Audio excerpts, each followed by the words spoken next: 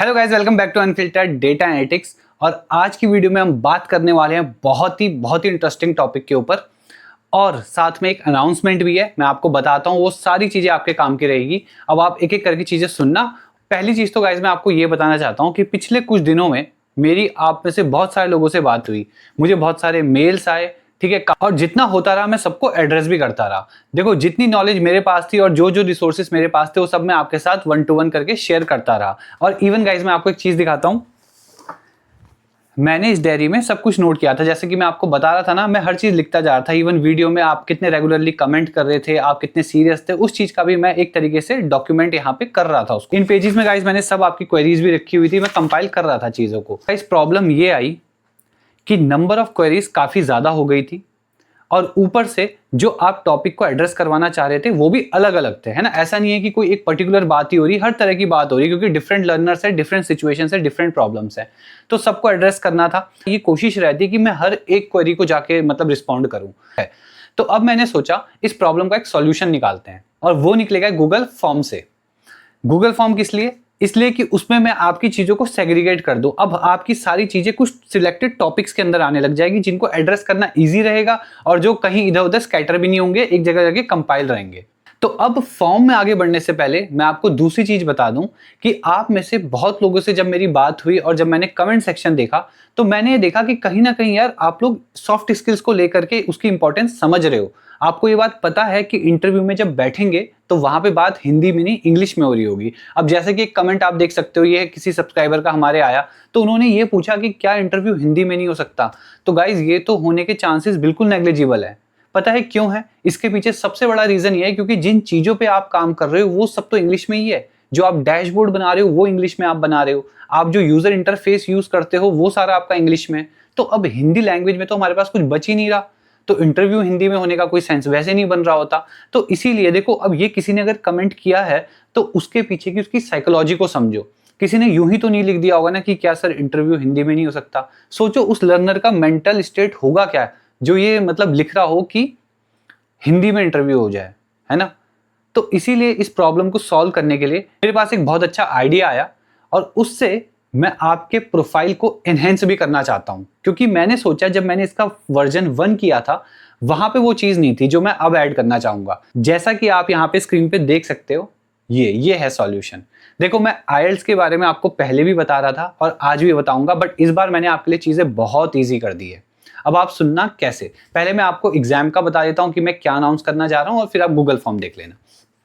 देखो गाइस, मैंने ये सोचा है कि अगर आपके रेज्यूमे में डेटा एनालिस्ट और डेटा साइंस ये सब तो हो, बट क्यों ना वहां पे सॉफ्ट स्किल को लेकर के जो एक बहुत बड़ा प्लेटफॉर्म हो सकता था, जो एक बहुत ही बिल्कुल एंड ऑफ द स्टेज हो सकती थी, वो चीज क्यों ना आपके रेज्यूमे में लाई जाए।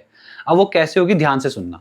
देखो, आईएलटीएस के बारे में एक शॉर्ट में आपको मैं बताता हूं। ये एक एग्जाम है, international English language testing system.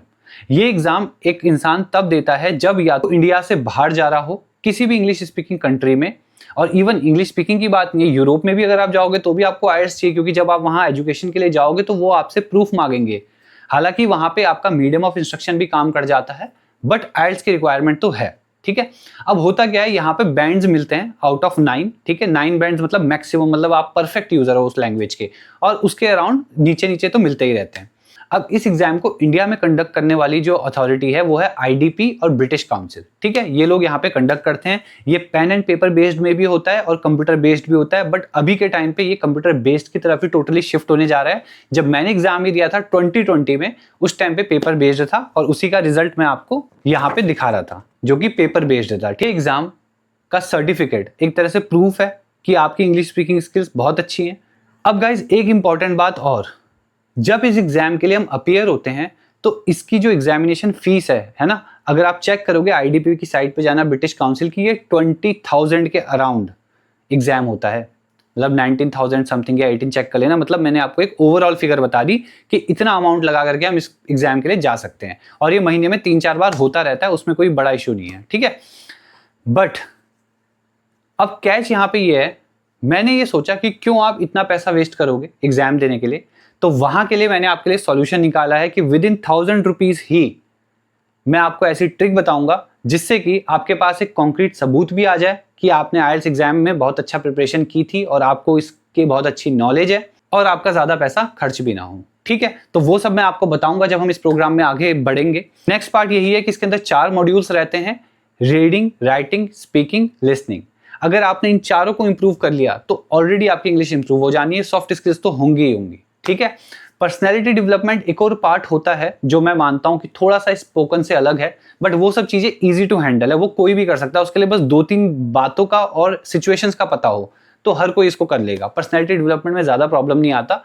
Main तो वही है जो आपकी प्रोडक्टिव स्किल्स है, ठीक है, जिनके ऊपर आपको कुछ ना कुछ क्रिएट करना होता है। ठीक, तो इसीलिए गाइस हम इस 45 डेज के प्रोग्राम को रन करने वाले हैं। उसके लिए मैंने बना रखा है एक व्हाट्सएप चैनल, जो कि आपको गूगल फॉर्म में ही, जहां पे ये क्वेश्चन होगा कि आपको ये प्रोग्राम पे एंटर हो रहा है, एनरोल होना है कि नहीं, उसी के आगे वो लिंक दिखेगा। आप वहां से व्हाट्सएप चैनल को ज्वाइन कर लेना, आईएलटीएस वाले को, और एक हमारा डेटा एनालिटिक्स का तो है ही। ठीक है, तो जो भी अपडेट्स होगी वो लाइफ टाइम, क्योंकि मैं आज के बाद जब भी कम्युनिकेशन प्रोग्राम करूंगा आगे फ्यूचर में भी, वो सारी अपडेट्स मैं उस आईएलटीएस वाले ग्रुप में डालूंगा। ठीक है, तो इसीलिए मैंने आपको बता दिया कि हम जो प्रिपरेशन करने वाले हैं वो सिर्फ कम्युनिकेशन की नहीं होगी, वो आईएलटीएस रिलेटेड होगी। यानी कि मेरा मानना है अगर हम किसी हायर चीज को टारगेट करें तो अपने आप नीचे की चीजें सॉल्व हो जाती हैं। ठीक है, तो हम कम्युनिकेशन पे स्टिक नहीं करेंगे, अब हम कुछ और कर रहे हैं। गाइस, उसका एक और बेनिफिट है, अगर आपने इस पे काम कर लिया और जब आपका डेटा का कोर्स खत्म होगा, आप जहां से भी जैसे भी पढ़ रहे हो, तो उसके बाद सिर्फ और सिर्फ आप इंडिया में लिमिटेड नहीं रह जाओगे, अब आप इंटरनेशनल मार्केट के लिए ओपन हो जाओगे। कैसे? क्योंकि आपने आईएलटीएस की तैयारी कर रखी है, आपको पता है ये क्या चीज है। अब आपको बस कुछ नहीं करना, आपको बाहर कंपनीज में अप्लाई करना है और रेज्यूम में आपके ऑलरेडी मेंशन होगा कि आईएलटीएस के बारे में आपको नॉलेज है। और आईएलटीएस भी 2 तरीके के होते हैं, एक होता है जनरल ट्रेडिंग, एक होता है एकेडमिक। ठीक है, तो इसीलिए मैं आपको बता रहा हूं कि इसका एक्सेप्टेंस बहुत इंपॉर्टेंट है अगर आपको कहीं भी बाहर कंपनीज में जाना है। तो इस तरीके से जो मैं पिछली वीडियो में बोल रहा था कि हमको अपनी प्रोफाइल को यूनिक बनाना है, उसके लिए ये पहला स्टेप है। ये प्रोग्राम आपके लिए वन स्टॉप सॉल्यूशन होगा, आईएलटीएस को सीखने का भी और कम्युनिकेशन को भी इंप्रूव करने का। ठीक, तो गाइस डिस्क्रिप्शन में गूगल फॉर्म होगा, आप वहां पे जाना। अब गूगल फॉर्म में आपको 4 क्वेश्चन मिलेंगे।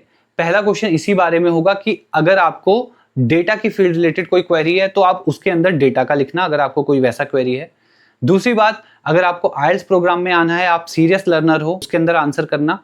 थर्ड क्वेश्चन हो सकता है कि अगर आपको कोई अदर क्वेरी है, ठीक है, इन सबसे अलग ही, तो आप उस थर्ड क्वेश्चन के अंदर एंटर करना। और फोर्थ क्वेरी हो सकती है कि अगर आप चाहते हो कि किसी पर्टिकुलर टॉपिक पे मैं यूट्यूब पे वीडियो ही बना के डालूं, जैसा कि मैं करता भी हूं, किसी की क्वेरी पिक करके उसका अच्छे से आंसर दे रहा हूं, तो वो क्वेश्चन आप वहां मेंशन कर सकते हो।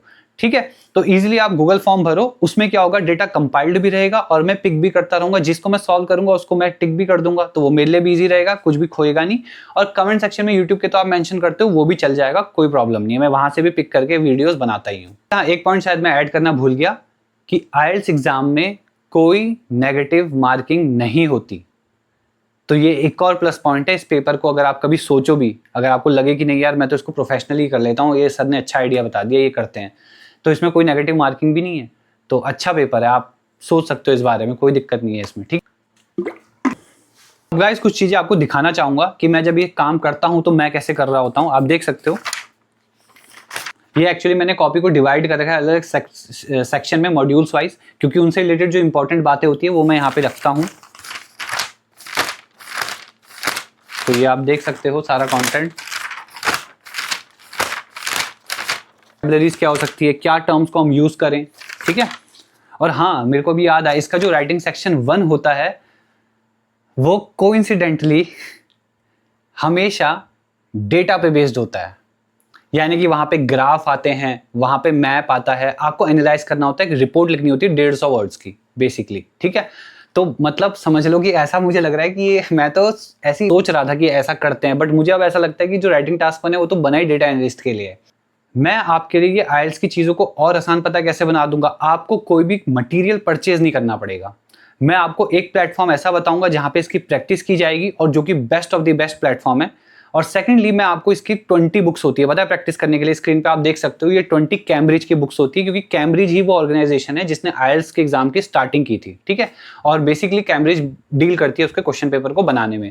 तो इनकी 20 बुक्स है जिसको अक्सर लर्नर्स पढ़ रहे होते हैं जब भी वो इसकी प्रैक्टिस करते हैं। तो ये सब भी आपको इजिली अवेलेबल करा दी जाएगी और इसमें से कैसे पढ़ना है वो भी सॉल्व कराया जाएगा। तो इसीलिए मैं यही बोलना चाहूंगा, 2.0 जो कम्युनिकेशन प्रोग्राम है वो बहुत अलग लेवल पे जा चुका है और 1.0 तो हमने किया ही था। प्लस गाइस एक और बात, जब हम इस प्रोग्राम में जुड़ेंगे तो मैं आपको ये भी सिखाऊंगा कि बुक राइटिंग होती कैसे है। ये जो काम मैंने किया पिछले 1 साल में, मैं आपको इसकी भी डेप्थ बताऊंगा कि ये काम मैंने कैसे किया, खुद से किया, कैसे ISBN नंबर आया, कैसे ये गवर्नमेंट से ऑथोराइज्ड है बुक, और कैसे मैंने काफ़ी बड़ी बड़ी पर्सनैलिटीज़ को जाकर के बुक दी भी है। इसका भी मैं फ्यूचर आपको धीरे धीरे बताऊंगा आने वाली वीडियोस में कि इसके साथ क्या होने वाला है। वैसे आपको मैं शॉर्ट में बताऊं तो मेरा एक मतलब ड्रीम है कि मैं ना ये बुक्स को, क्योंकि ये चाइल्ड डेवलपमेंट के ऊपर है ना, स्पेशली टीचर्स के लिए है, मैं ये बुक ना कैसे भी करके जो हमारी इंडिया की प्रेसिडेंट है द्रौपदी मुर्मू मैम, मैं उनको देना चाहता हूँ यार ये बुक। अब मैं देखो बहुत बड़ी चीज़ बोल रहा हूँ, बट मुझे ऐसा लगता है कि अभी मैं थोड़ा कुछ फ्री हो जाऊँ 1-2 महीने बाद, तो मैं उसका पूरा व्लॉग बनाऊंगा। यहाँ से तो मैं निकलूंगा बुक देने के लिए उनको, देखते हैं रास्ते में कैसा कैसा क्या रहता है। पर मुझे ऐसा लगता है ना कि जब आप कोई पॉजिटिव काम करने जाओ तो हमारी जो गवर्नमेंट है, जो हमारे सीनियर लोग हैं, वो हमें डेफिनेटली हेल्प करेंगे, है ना। हम कुछ गलत तो कर नहीं रहे। तो अगर, क्योंकि वैसे मैं इसलिए ऐसा बोल रहा हूँ क्योंकि जिस स्कूल में मैं पढ़ाता था वहाँ के बहुत सारे बच्चों का एक ग्रुप जो मतलब काफ़ी अच्छा परफॉर्म किया था उन्होंने, आर्टिस्टिकली भी और वैसे भी एकेडमिकली। तो वो लोग गए थे हमारे स्कूल से मैम से मिलने, तो एक ऐसा फोटो सेशन हुआ था और ये सब चीज़ें हुई थी। तो इसीलिए अब मेरा एक इंडिविजुअल गोल है कि मैं भी ऐसा करूं, और देखते हैं ये सपना कब सच होता है। ठीक है, आप लोग विशेष देना, क्या पता हो जाए। मैं आपको और कंटेंट दिखा देता हूं कि हम कैसे कैसे पढ़ रहे होंगे। हमारे पास इंग्लिश लैंग्वेज पेडागोजी की बुक है, हम इंग्लिश को समझेंगे। देखो मैं आपको दिखा भी देता हूँ। जैसे गाइस ये है, ये मैंने आपको इसलिए दिखाया क्योंकि जब भी पढ़ो तो चीज़ों को डिटेल में जाके पढ़ो। यही मेरी अप्रोच रहती है। इवन जब मैं 9th-10th में था ना, पता है मुझे पहले मैथ्स डिफिकल्ट लगती थी, पर मैंने RD शर्मा जब ली, और मैंने और मेरे वो कज़न ने, जिसका मैं आपको बताता रहता हूँ अक्सर, जो यूरोप में है, तो हम क्या करते थे, हम एक एक क्वेश्चन को जो सॉल्व भी होता था उसको भी प्रैक्टिस करते थे और पेन से फिर ऐसे टिक लगाते थे। तो हमको अच्छा लगता था कि अरे हमने इतनी प्रैक्टिस कर दी। तो ये वाली बात है ना, डेप्थ में जाना जरूरी। अगर आपके अंदर बर्निंग फायर है तो जरूर ग्रुप को ज्वाइन करो और आओ पढ़ाई करते हैं बेसिकली, है ना, क्योंकि हमारा तो भला एजुकेशन से होने वाला है हम सबका। सही बात है। हम जैसे जैसे चैनल में आगे बढ़ेंगे तो हम इन 2 बुक्स को साथ में लेकर के चल रहे होंगे।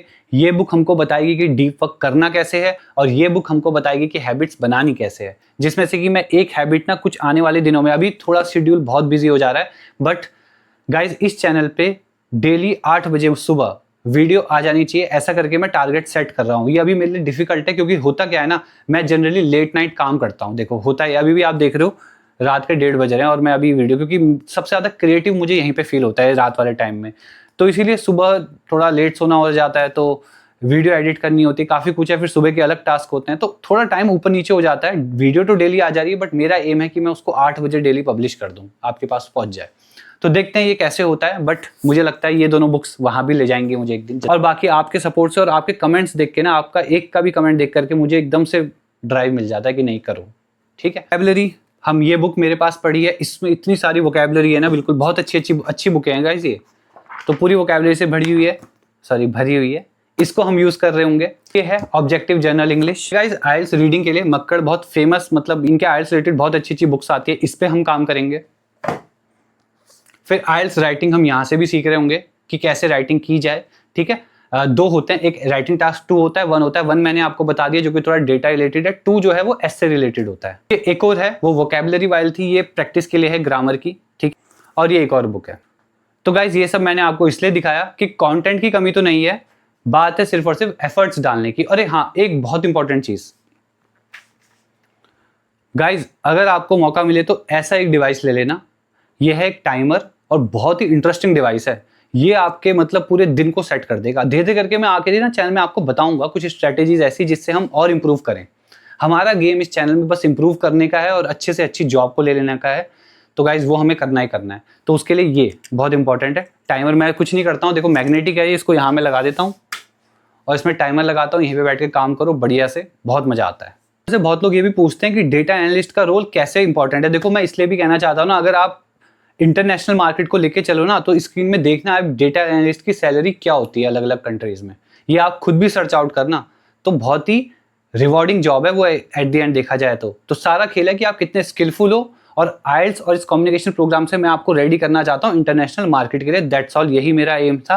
वीडियो अच्छी लगी हो तो लाइक करना, चैनल पे नए हो तो सब्सक्राइब करना, गूगल फॉर्म देख लेना, कम्युनिकेशन प्रोग्राम में आना चाहो तो उस लिंक से ग्रुप ज्वाइन करना, क्योंकि उस ग्रुप में ही मैं डेमो क्लासेस के लिए लिंक डालूंगा। ठीक है, पहले हम डेमो क्लास करेंगे आराम से, आप देखना कि कैसे चीजें होंगी, तो रेडी रहना गाइस। ठीक है, thank you so much for watching, bye.